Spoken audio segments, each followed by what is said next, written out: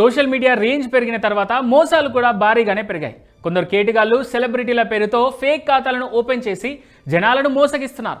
Fake విషయాలను share చేస్తూ అటు సెలబ్రిటీలను ఇటు అభిమానులను ఇబ్బందులకు గురి చేస్తున్నారు.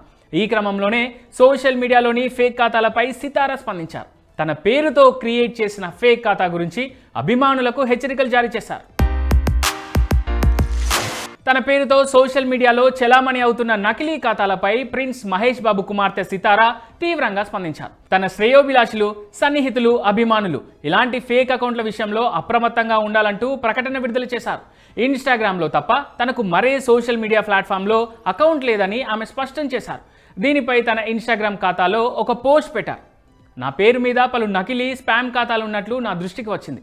నా స్నేహితులు, కుటుంబ సభ్యులు, శ్రేయోభిలాషులందరికీ నేను చెప్పేది ఒకటే, నేను కేవలం ఇన్స్టాగ్రామ్లోనే యాక్టివ్గా ఉంటాను. మరే సోషల్ మీడియా ప్లాట్ఫామ్లోనూ నేను లేను. దయచేసి నా పేరుతో ఉన్న ఇతర ఖాతాలతో జాగ్రత్తగా ఉండండి అని ఆమె తన పోస్ట్లో పేర్కొన్నారు. ఇక సితారా తన ఇన్స్టాగ్రామ్ ఖాతాలో ఎంతో చురుగ్గా ఉంటారు. కుటుంబానికి సంబంధించిన విషయాలు, వ్యక్తిగత అప్డేట్స్, వివిధ బ్రాండ్స్తో తన కొలాబరేషన్స్కు సంబంధించిన వివరాలను పంచుకుంటూ ఉంటారు. తండ్రి మహేష్ బాబు నటించిన సర్కారు వారి పాట చిత్రంలోనే పెన్నీ పాట ద్వారా ఈమె వెండితెరకు కూడా పరిచయమయ్యారు.